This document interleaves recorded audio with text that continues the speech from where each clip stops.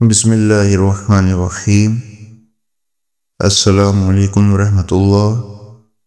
اللہ رب العزت کے نام سے شروع جو صاحب عظمت و جلال والا ہے۔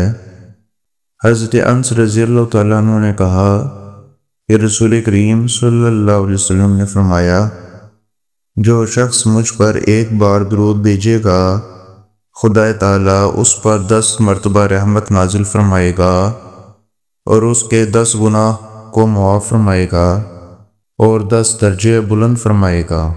حضرت ابن مسعود رضی اللہ تعالیٰ عنہ نے کہا کہ حضور صلی اللہ علیہ وسلم نے فرمایا، قیامت کے دن لوگوں میں سب سے زیادہ میرے قریب وہ شخص ہوگا جس نے سب سے زیادہ مجھ پر درود بھیجا ہے۔ حضرت ابو ہریرہ رضی اللہ تعالیٰ عنہ نے کہا کہ رسول کریم صلی اللہ علیہ وسلم نے فرمایا، اس شخص کی ناک خاک آلود ہو جس کے سامنے میرا ذکر کیا جائے اور وہ مجھ پر درود نہ پڑھے۔